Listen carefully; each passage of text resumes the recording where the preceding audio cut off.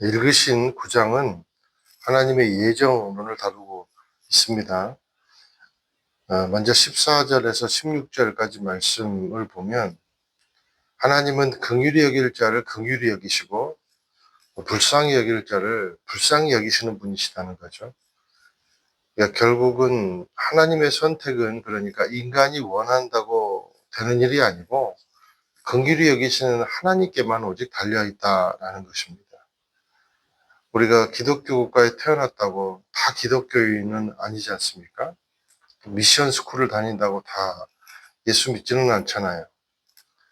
이스라엘 땅에서 태어났고 아브라함을 조상으로 모시고 있고 토라를 집에 한 트럭 이렇게 쟁여놔도 믿음을 가진 자들만이 구원의 반열에 오른다라는 것입니다. 그러므로 하나님의 예정을 바라보는 우리의 태도가 있다는 겁니다.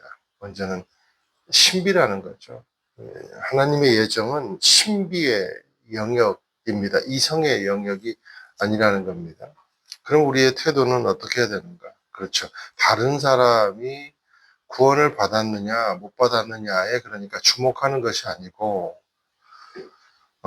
내 이해의 잣대가 아니라 내가 어떻게 이런 영광을 얻게 됐지?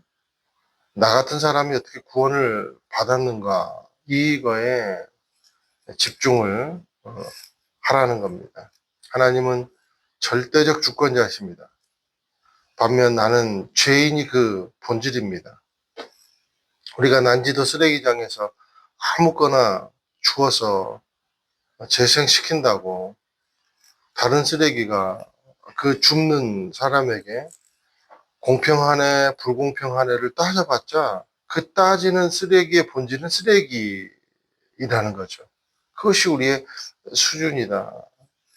라는 겁니다. 그게 21절에서 말하는 토기장의 비유가 아니겠습니까? 17절, 18절. 성경에서 바로에게 말씀하시기를 내가 이를 위해 너를 세웠으니 곧 너로 인해 내 능력을 나타내고 내 이름이 온 땅에 전파되게 하려는 것이다 라고 했습니다. 이와 같이 하나님께서는 원하시는 사람을 긍휼히 여기시고 원하시는 사람을 완악하게 하십니다.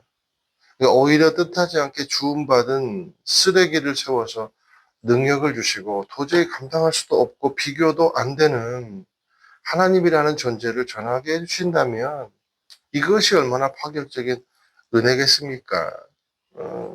그 사람이 바로 모세 같은 살인자 모세 같은 사람이다라는 겁니다.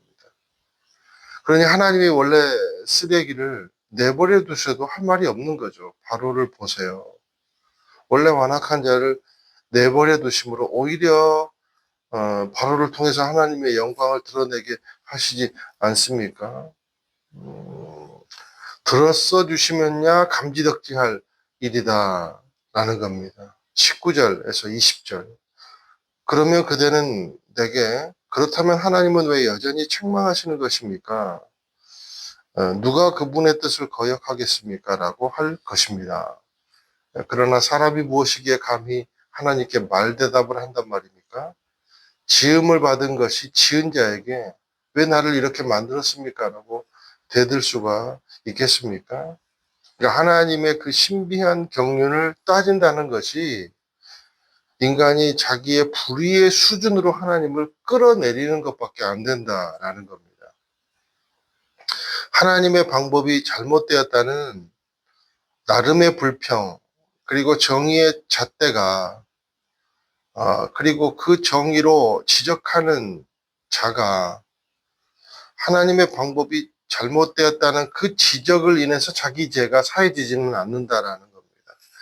예를 들면 범죄자들이 살인을 저지르고 폭력을 저지르는 흉악범들이 교도소에 모여서 교육, 정치, 공평, 불공평 이런 것에 관해서 비판하고 자기 생각을 말할 수는 있어요. 그러나 그것이 그들이 저지른 살인죄나 폭력죄, 절도죄를 사해주지는 못하더라라는 겁니다.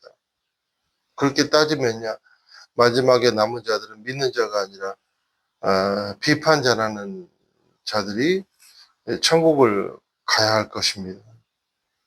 그 의로운 욥도 자기 얼마나 의에 출중한 사람이었습니까?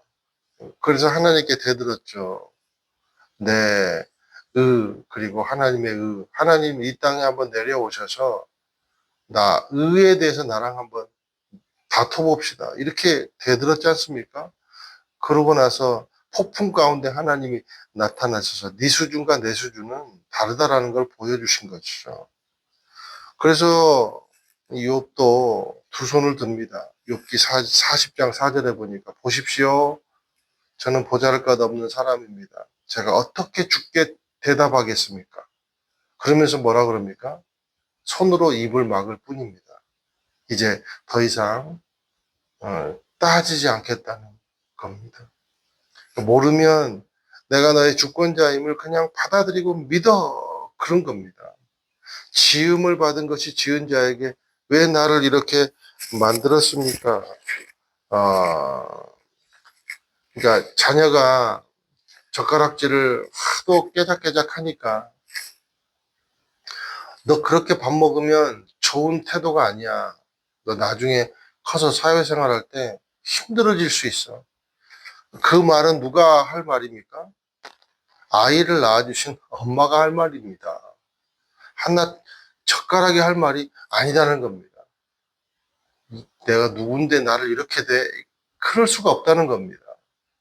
21절 토기장이가 진흙 한 덩이를 가지고 하나는 귀 쓸 그릇을 다른 하나는 막 쓸 그릇을 만들 권리가 없겠습니까? 하나님의 입장에서 볼 때는요. 그러니까 하나님의 시각, 하나님의 입장에서 볼 때는 공평을 따지자면 우리 인간은 다 망해야 공평입니다. 모든 사람이 죄를 범하였으므로 하나님의 영광에 이르지 못했다. 그러니까 하나님의 시각으로 보면 다 망해야지 그게 공평이에요. 그러니까 남의 구원의 여부를 가지고 왈가왈부하지 말고 하나님의 은혜에 그저 감사하는 것이 믿는 자의 태도더라라는 것입니다. 22절 만일 하나님께서 진노를 보이시고 능력을 알리시고 자 멸망받도록 예비된 진노의 그릇에 대해 오래 참으심으로 관용하시고 구원은 하나님의 선택이라는 겁니다. 반대로 버림받은 것은 그러나 결국은 사람의 선택이라는 거예요. 저는 성경 66권을 샅샅이 뒤져봐도 하나님이 선한 자를 일부러 완악하게 한 예를 찾아볼 수가 없었어요. 원래 악한 자가 돌이키지 않고 지옥으로 가는 길을 스스로 선택하는 이야기가 성경의 악한 자들의 이야기입니다. 바로가 원래 선했는데 하나님이 그 선한 그 바로를 악하게 일부러 만들어가지고 출애굽의 역사를 이루신 것이 아니다라는 겁니다. 계속 돌이키게 하고 재앙을 통해서 돌이키게 하고 그랬으나 바로가 돌이킬 마음이 전혀 없는 겁니다. 바로의 선택인 거죠. 가룟 유다가 아무리 봐도 악해질 마음이 없을 것 같으니까 야 이러다가는 십자가 교회 다 틀어지겠다. 죽도 법도 안 되겠다. 그래서 일부러 가룟 유다의 마음을 악하게 한 것이 아니라는 겁니다. 성경에 보면 원래 돌이킬 마음이 없는 유다의 그 마음에 마귀가 들어가서 유다의 인생이 사단이 난 것이죠. 23절, 24절 영광을 받도록 예비하신 긍휼의 그릇에 대해 그분의 영광이 풍성함을 알게 하고자 하셨다면 어찌하겠습니까? 하나님께서 우리를 바로 이 그릇으로 부르셨으니 곧 유대 사람 가운데서뿐 아니라 이방 사람 가운데서도 부르셨습니다. 그럼 우리의 삶은 어떤 삶을 살아야 하는가? 우리는 왜 구원받았는가? 야, 행운이다, 행운. 이러라고 구원받은 것이 아니라 그분이 영광을 받게 하기 위함인 거예요. 니들끼리 영광 나눠 먹으라라고 주신 것이 구원이 아니라는 겁니다. 이스라엘을 택한 이유도 그들의 영광이 아니라 하나님의 영광을 위해서라는 거예요. 왜냐하면 하나님의 영광만이 영원한 질서이고 영원한 상급이기 때문이라는 거죠. 저 여러분이 하나님의 영광 안에 있어야만 영광된 존재가 됩니다. 여러분 스스로 영광스러워지려면 하나님의 영광과 멀어지게 돼 있고 그렇게 될 수도 없어요. 그러므로 오늘도 아무것도 아닌 나를 일방적으로 택해 주신 하나님의 은혜를 생각하며 감사하고 감사하는 하루가 되기를 주님의 이름으로 축원드립니다. 누가 하나님께 택함 받은 줄을 우리는 모르기 때문에 오늘도 열심히 하나님의 은혜를 전함으로 말미암아 구원받을 자들을 찾아내는 그런 전도하는 하루, 하나님의 영광을 나타내는 하루가 되기를 예수님의 이름으로 축원드립니다.